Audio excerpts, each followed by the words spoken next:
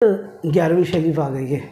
اب پہلے 12ویں گزری ہے، مسائل بیان ہو رہے ہیں. اب 11ویں کی جب فضیلتیں بیان ہوتی ہیں، ان میں کچھ واقعات ممبروں پہ بیان ہو رہے ہوتے ہیں، اور جب ان کے حوالے مانگے جاتے ہیں بھئی یہ آپ بات کہاں سے کہہ رہے ہیں، تو بولتے ہیں بھئی بہجت الاسرار میں لکھا ہے، اور سیدی اعلیٰ حضرت نے نا اس کتاب کی بڑی تعریف کی ہے، یعنی بخاری کے مد مقابل اس حدیث کو.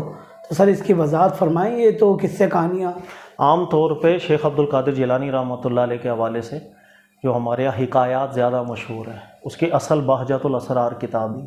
یہ دو کتابیں آئی تھی، ذہن میں رکھیے گا. ایک بہجت الاسرار نام کی کتاب تھی جو امام شافعی کے حوالے سے لکھی گئی تھی 4 صدی ہجری میں.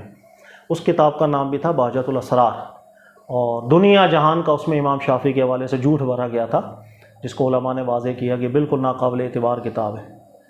دوسری کتاب یہی نام بہجت الاسرار، یہ آئی شیخ عبد القادر جیلانی رحمۃ اللہ علیہ کے حوالے سے، اور اس کو بھی جملہ علماء محققین، آپ امام ابن حجر عسقلانی کو پڑھ لیں، امام ذہبی کو دیکھ لیں، ابن رجب حنبلی کو پڑھ لیں، اور کسی کو بھی پڑھ لیں، سب نے متفقہ طور پر ذکر کیا کہ غیر معتبر کتاب، اس کے اندر جھوٹ بہت بھرا گیا ہے. یہاں تک کہ 2 صفحے بھی نہیں پڑھ سکے. یہ بھی محققین علماء کے کامنٹس ہیں کہ ہم 2 صفحے بھی نہیں پڑھ سکے بھائی، اس کے اندر مسائل ہیں. تو ایک ایسی کتاب سے مواد لیا جا رہا ہے جو کتاب غیر معتبر تھی، علماء ذکر کر کے جا چکے ہیں، ہم اس کو پڑھ رہے ہیں، اس میں سے واقعات نکال کے بیان کر رہے ہیں. یہی وجہ ہے کہ ان واقعات میں کفر آ رہا ہو، ان واقعات کے اندر خرافات آ رہی ہوں، ہماری توجہ نہیں جاتی. ہم سمجھتے ہیں کہ شاید یہ کتاب تھی. سر کوئی بھی بات کر رہا ہوتا ہے اس کے پاس حوالہ اور دلیل ہوتی ہے، ایسے تو کوئی گفتگو نہیں کرتا نا.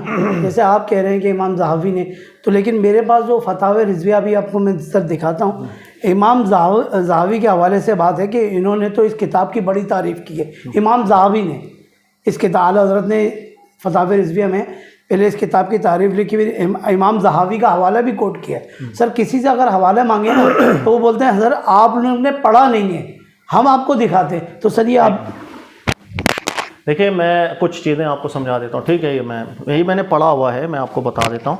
کچھ چیزیں مقدمات پہلے ہمیشہ ذہن میں رکھیے گا. کبھی بھی کوئی بھی کتاب آپ پڑھ رہے ہوں اور اس کے اندر حوالہ کوڈ کیا جاتا ہے کسی بھی کتاب کا، تو جو تحقیق کی نظر سے دیکھنے والا انسان ہوتا ہے وہ ہمیشہ اصل کتاب کو کھول کے بھی پڑھتا ہے. کبھی کبھی حوالہ جات کو نقل کرنے کے اندر غلطی آ جاتی ہے، ٹھیک ہے؟ لکھنے والے سے بھی غلطی لگ سکتی ہے، یا ہو سکتا ہے اس نے بالکل ٹھیک لکھا ہو، بعد والوں میں سے کسی نے مسٹیک کر دی ہو، چھاپا کرنے والوں نے مسٹیک کر دی ہو، پروف ریڈنگ کرنے والوں سے مسٹیک ہے، کچھ بھی ہو سکتا ہے. لہذا کسی بھی کتاب کے اندر جب آپ کوئی ریفرنس دیکھتے ہیں اس کو اصل کتاب سے میچ کرنا ضروری ہوتا ہے. یہ دیکھیں امام ذہبی کے حوالے سے جو آپ بتا رہے ہیں، انہوں نے لکھا ہے کہ امام ذہبی جو مصنف ہیں میزان الاعتدال کتاب کے، کہ علم الحدیث اور نقد رجال میں ان کی جلالت شان اعلیٰ ماشکار ہے. یہ جو مصنف ہے نا بہجت الاسرار کے، علامہ شتنوفی، یہ ان کے ہم اثر بھی تھے، ان کے پاس بیٹھتے بھی تھے، اور بہت بڑے عالم دین تھے علامہ شتنوفی، جن کے نام سے یہ کتاب منسوب ہے بہجت الاسرار کی. اور بہت سے علماء نے ذکر کیا کہ ان سے ملاقات کریں، آدھا گھنٹے پاس بیٹھے نا تو پتہ چلتا تھا بہت بڑا عالم دین ہے. تو جو مصنف ہیں بہجت الاسرار کے وہ بہت بڑے عالم دین تھے، ہر شخص نے اس کو ذکر کیا ہے. دیکھیں اسی بات کو انہوں نے ذکر کیا، کہہ رہے ہیں کہ علی بن جریر شتنوفی یہ امام الاوحد تھے، کمال درجے کا بڑا عالم دین تھا، اور وغیرہ. ان کی پوری شان بیان کیے گئے. مجھے ایک دفعہ ان کی مجلس میں حاضر ہونے کا موقع ملا تو بہت پسند آیا. شیخ عبد القادر جیلانی رحمۃ اللہ تعالیٰ علیہ کے بڑے دیوانے بھی تھے. آخری لائن دیکھیے گا انہوں نے حوالے کی کہاں ختم کی ہیں، کہ کہہ رہے ہیں کہ ان کے نام سے ایک کتاب ہے جو 3 جلدوں پر مشتمل ہے، شیخ عبد القادر جیلانی رحمۃ اللہ علیہ کے احوال اور حکایات اور کرامات کے اوپر. یہاں یہ حوالہ انہوں نے ختم کر دیا. آپ اوریجنل کتاب جب کھول کے دیکھیں گے، اسی چیز کو، اسی پیراگراف کو پڑھیں گے تو امام ذہبی نے بالکل یہی بات لکھی ہے کہ شتنوفی بہت بڑا عالم دین تھا. یہاں تک پوری یہی بات ہے، لیکن اس کے آگے ایک جملہ ذکر کیا ہے جو یہاں پر کٹا ہوا ہے، اور آخری جملہ امام ذہبی کا یہ ہے وَرَاجَ فِيهِ حکایات کثیرہ مکذوبہ. کہہ رہے ہیں لیکن اس کتاب میں جھوٹ بھرا ہوا ہے. یہ جو کتاب منسوب آ گئی اتنے بڑے عالم دین سے، اس کتاب میں جھوٹ بھرا ہوا ہے. اب آپ کو بات سمجھ میں آئی؟ یہ جو حوالہ ہے یہ ایک لائن کم ہے اس کے اندر، وہی ایک لائن نے پورا نقشہ بدل دینا ہے. تو ایسی چیزیں ہو جاتی ہیں، اس لیے کسی کتاب کے اندر آپ حوالہ پڑھیں، اوریجنل کتاب سے آپ چیک کریں کہ وہ ٹھیک حوالہ ہے، کوڈ ٹھیک کیا گیا ہے. ہلکی سی غلطی کبھی نظریات بدل دیتی ہے. ہمارے یہاں بدقسمتی یہی ہے کہ بہجت الاسرار کتاب کو بڑا معتبر سمجھ لیا. جب معتبر سمجھ لیا اس کے اوپر ایک دلیل بھی رکھ دی کہ بھائی فتاوی رضویہ کے اندر امام ذہبی کے حوالے سے آ گیا کہ انہوں نے اس مصنف کی بڑی تعریف کی ہے. اوریجنل کتاب میں مصنف کی تعریف کی ہے لیکن اس کتاب کو لکھا کہ اس کے اندر گند بھرا ہوا ہے. ٹھیک ہے, یہی چیز ابن حجر اسقلانی کو آپ پڑھیں گے. ابن حجر اسقلانی نے بھی ذکر کیا کہ اس کتاب کی سندوں پر, اس کتاب میں آنے والے واقعات پر علماء بہت طعن کرتے ہیں, معتبر چیز نہیں ہے. اسی کو دیگر محققین بھی ذکر کر کے گئے, ابن رجب حنبلی بھی ذکر کر کے گئے. ٹھیک ہے, تو یہ جو آپ حوالہ دے رہے ہیں یا اصل کتاب ایک دفعہ پڑھیے گا تو آپ کو سمجھ میں آ جائے گی. یہ بدقسمتی ہے ہمارے یہاں, پھر حکایتیں ایسی ایسی سننے میں آ رہی ہوتی ہیں, پھر لوگ مذاق بناتے ہیں. آج کل آپ نے دیکھا ہوگا سوشل میڈیا پہ میمز بھی بن جاتی ہیں. جی سر. جی, اور کچھ واقعات جو مشہور ہو رہے ہیں اور سوشل میڈیا پہ عام بھی ہیں, میں چاہتا ہوں تھوڑا اس پہ بھی ڈسکشن ہو جائے تاکہ کلیئر ہو جائے بات. کیونکہ ایک تو اللہ سے کلام کرنا کہ غوث پاک اللہ سے باتیں کرتے تھے, اور شہیدنا شیخ عبد القادر جیلانی کے بجائے غوث اعظم کہہ کے آپ کو پکارا کرتے تھے. ایک یہ مشہور واقعہ, اور دوسرا ایک بچہ کا انتقال. ایک کر کے واقعات پوچھیں, میں ذہن میں رہے گا. ٹھیک ہے سر. دیکھیے سب سے پہلے یہ واقعات تو کتابوں میں آئے ہیں, اور مجھے جہاں تک یاد آ رہا ہے یہ ابن الہادی یا پتہ نہیں کیا نام تھا کسی مصنف کا, جس نے سب سے پہلے یہ واقعات کو کتابوں میں نقل کیا کہ شیخ عبد القادر جیلانی سے اللہ کلام کرتے تھے, اور کلام بھی نہیں کرتے تھے, آپ کو غوث الاعظم کہہ کے اللہ پکارا کرتے ہیں. اور نعوذ باللہ یہ واقعہ پھر آگے جا کر اتنا بگڑنا شروع ہو گیا کہ اب اس کو یوں انداز میں کہا جاتا ہے کہ شیخ عبد القادر جیلانی جب کبھی کھانا بھی نہیں کھاتے تھے نا تو اللہ اپنی قسمیں دے دے کے کہتے تھے کھا لے کھانا. ٹھیک ہے, انا للہ و انا, نہایت درجے کی یہ غلط واقعہ ہے.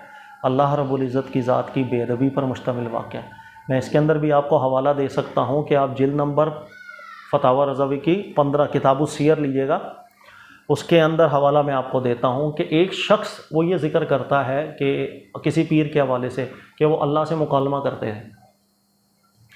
اس کے جواب میں احمد رضا خان صاحب وہ چند عبارات لا کر کے بیان کرتے ہیں کہ کوئی شخص یہ دعویٰ کرے کہ وہ اللہ سے ہم کلام ہوتا ہے, پہلے آسمان پہ چڑھ جاتا ہے, 7ویں آسمان پہ چڑھ جاتا ہے, حوروں سے مل کے آ جاتا ہے, اس طرح کا جو بندہ بھی دعویٰ کر رہا ہے یہ کفر ہے.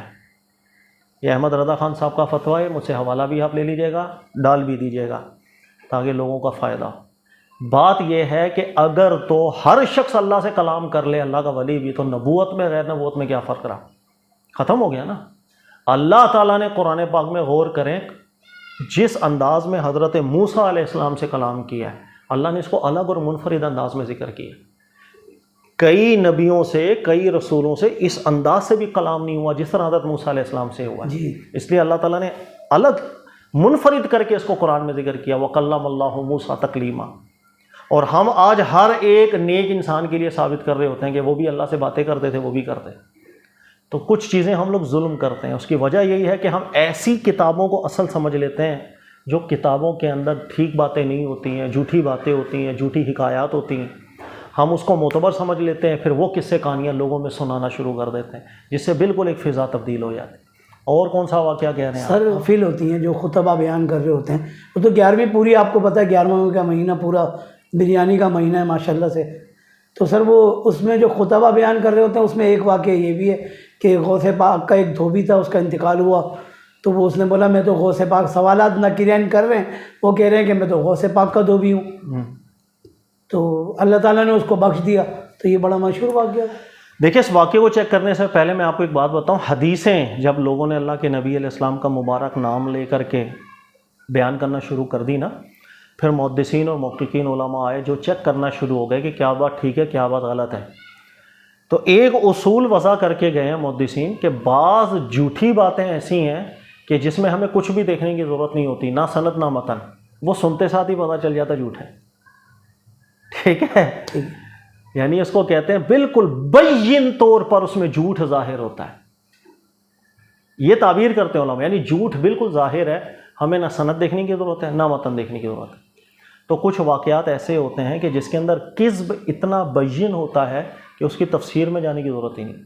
ایک شخص ہے, اس کا انتقال ہو گیا, وہ قبر میں چلا گیا, فرشتے اس کے پاس آئے, فرشتے سوال کر رہے تھے, وہ آگے سے جواب دے رہا ہے کہ بھئی میں فلاں بزرگ کا دھوبی ہوں. تو فرشتے چلے گئے. سوال یہ کہ عالم برزخ کے معاملات دیکھ کون رہا ہے کہ اس نے یہ جو سوال کیے اور اس نے یہ جواب دی؟ کشف سے کشف، اور جس نے یہ حوالہ لکھا ہے نا کتاب میں، پورا واقعہ نقل کر کے درج کرتے ہیں کہ سیدنا شیخ عبد القادر جیلانی رحمۃ اللہ تعالیٰ کے صاحبزادے، انہوں نے کشف کے ذریعے سارے معاملات دیکھے۔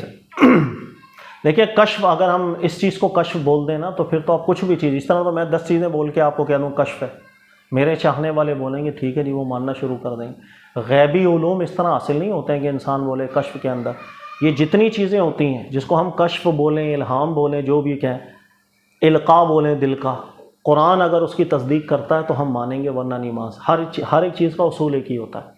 آپ کے سامنے کشف نام سے کوئی چیز آئے، آپ کے سامنے الہام نام سے کوئی چیز آئے، آپ کے سامنے القاء نام سے کوئی چیز آئے، قرآن پاک پیمانہ ہے، اس کے مطابق بات ہوگی مان لیں گے، اس کے مخالف ہوگی نہیں مانا جاتا۔ یہ اصول اپنے دماغوں میں بٹھا لیں۔ ہم لوگوں نے کیا کیا، یہ جو کشف ہے، الہام، اس کو قرآن سے ہٹ کر ایک سورس مان لیا ہوا ہے، اس لیے کوئی بھی بات غیبی طور پر کشف آ جائے ماننا شروع کر دیتے ہیں۔ قرآن پیمانہ ہے، قرآن مہیمن ہے، اور رسول اللہ صلی اللہ علیہ وسلم کے نام سے منسوب حدیثیں بھی ہم قرآن پر رکھ کر چیک کرتے ہیں، قرآن کے مخالف نہیں مانتے۔ تو جو بات اللہ کے نبی سے منسوب آ رہی ہو ہم اسے بھی قرآن سے چیک کریں، تو جو چیز کشف کے نام سے آ جائے ہم اس کو قرآن پہ کیوں نہ چیک کریں؟ ہر چیز قرآن پاک پہ چیک ہوگی۔ کوئی بولے مجھے کشف ہو رہا ہے یا فلانا ہو رہا ہے، ایسی چیزیں نہیں۔ قرآن تصدیق کرے گا، مان لو رد کر رہا ہے، رد کر، ایسی کوئی بات نہیں۔ ایک سوال کو اور اضافہ کروں گا کہ رسول اللہ صلی اللہ علیہ وسلم سے بھی کوئی مردہ زندہ کرنے کی کوئی حدیث وارد ہوئی ہے؟ دیکھیں بات یہ ہے کہ سب سے پہلے ہم اقوال دیکھ لینا کہ کیا یہ چیز کرامت ہو سکتی ہے کہ کوئی مردے کو زندہ کر دے، تو علماء میں بڑا شدید اختلاف رہا ہے۔ آپ کو حیرانی ہوگی، فقہ حنفی، امام ابو حنیفہ اور فقہ حنفی کے متقدمین جتنے علماء ہیں وہ سب متفق رہے ہیں کہ ہر وہ معجزہ جو اللہ کے نبیوں سے قرآن ذکر کر دے وہ بطور کرامت کے نہیں ہو سکتا، ورنہ نبی اور غیر نبی ہونے میں فرق کیا رہا؟ آپ بتا دیں کیا فرق رہا؟ کہ اگر حضرت موسیٰ علیہ السلام بھی عصا رکھ کر کے سمندر چیر دیں اور یہ چیز کوئی عام بندہ بھی کر دے، کیا فرق رہا؟ سر میں آپ کو ایک تھوڑا سا اضافہ کروں گا بات کو، تاکہ اور کھل کے مجھے جواب مل جائے۔ جی، جب کسی سے بات کرو نا اس طرح کی، تو بولتا ہے بھائی جو چیز غیر نبی سے ثابت ہو جائے، یعنی غوث پاک کا، تو ان کا نبی تو بادرجہ ہو رہا ہے، استدلال ہو رہا ہے سر یہاں پہ۔ ہمیں ہر چیز پہلے قرآن سے ثابت کرنی پڑتی ہے، ہم ثابت کریں گے تو آگے جائیں گے۔ کیا پورے قرآن پاک کے اندر مردہ زندہ کرنا، عیسیٰ علیہ السلام کے بارے میں قرآن نے ذکر کیا ہے، غیر نبیوں سے متعلق یہ بات آئی؟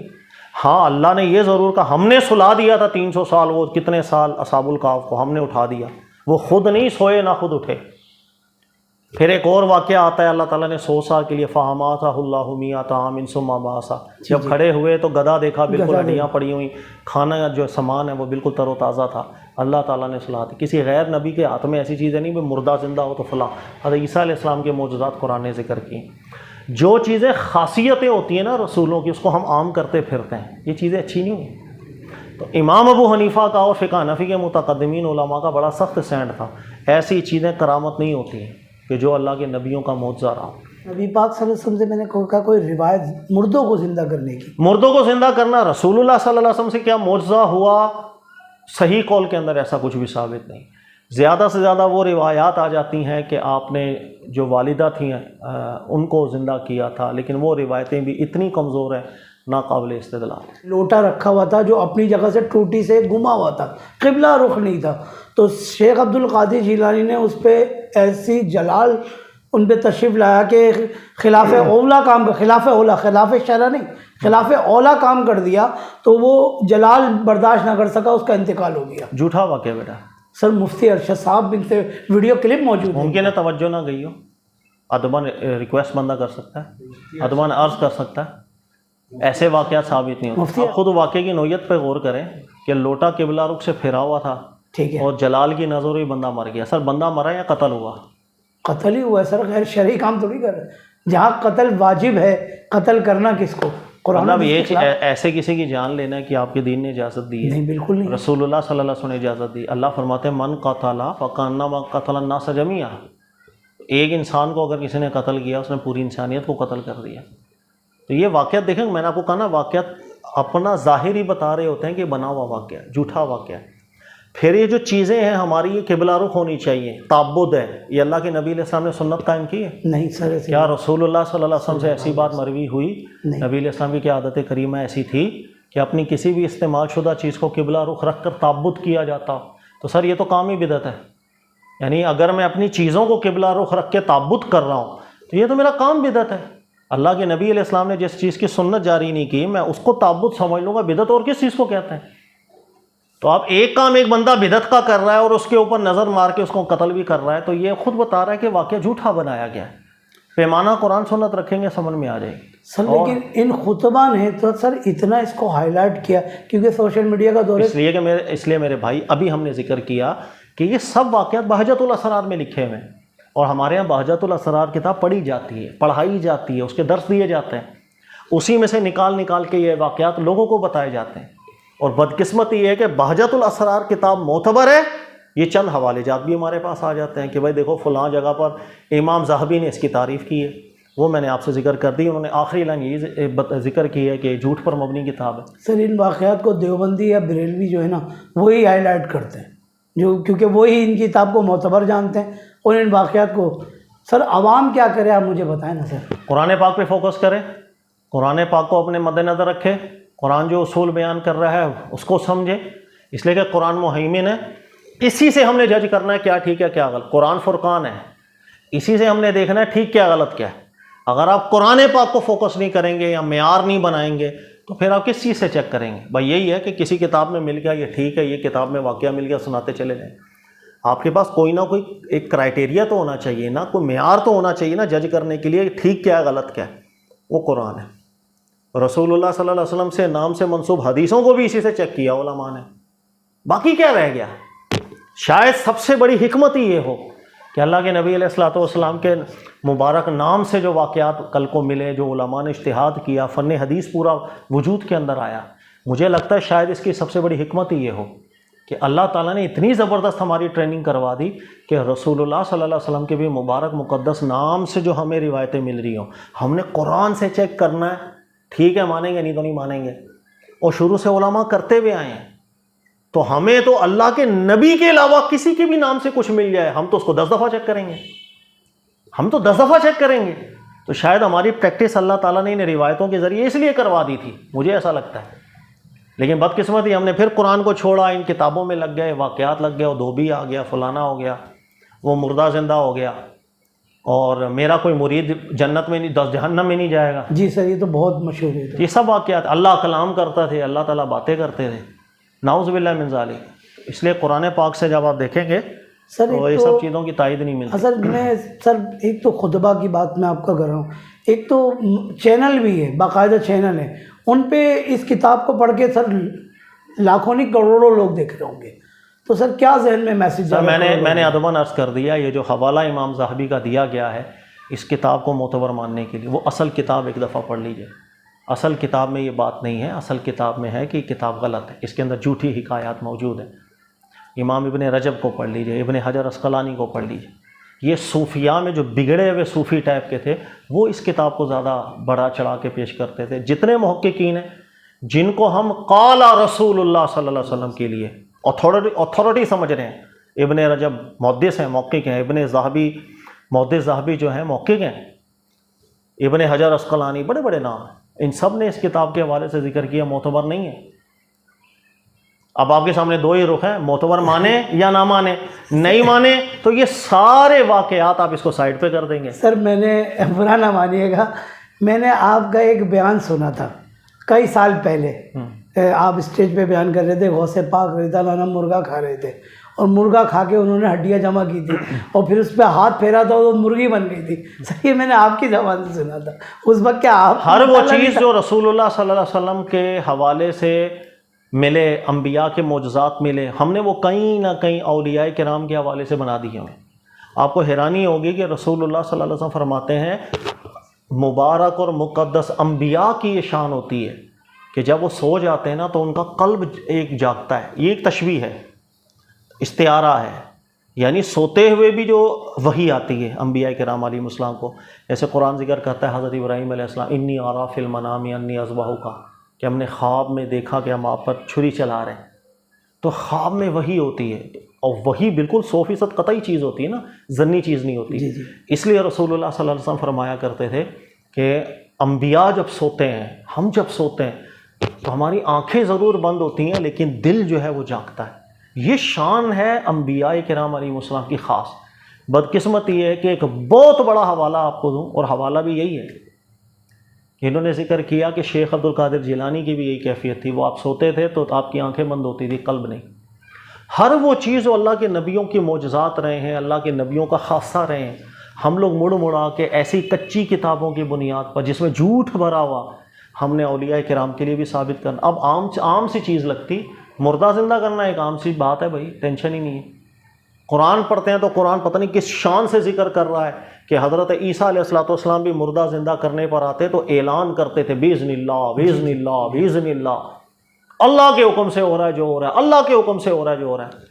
لیکن اسی واقعے کو اولیاء کرام کے اوپر لے کے چلے جائیں تو وہ یوں بیان کرتے ہیں کہ عیسیٰ علیہ السلام تو کہتے ہیں اللہ کے حکم سے ہو، میں کہتا ہوں میری حکم سے ہو. جی ایسے ہی بیان ہوتا ہے. کہاں قرآن کا مزاج، کہاں ہم اور کہاں ہمارا انداز. قرآن اللہ کے اذن کی طرف توجہ رکھ رہا ہے، یہاں پر ہم ٹوٹل اختیارات و تصرفات کی طاقتیں یہاں دے رہے ہیں. اللہ کے اذن کی بھی چھوڑ دیں بھائی، اللہ کے اذن سے تو کوئی اور کرتا ہوگا، ہم تو اپنے حکم سے کرتے ہیں. اس لیے یہ سب چیزوں کے مسائل ہیں. قرآن پاک کو پیمانہ بنائے، قرآن پاک کو معیار بنائے، وہ آپ کو بتا دے گا یہ ٹھیک ہے یہ غلط ہے. قرآن پاک کے علاوہ کوئی کتاب فرقان نہیں ہے. ٹھیک ہے.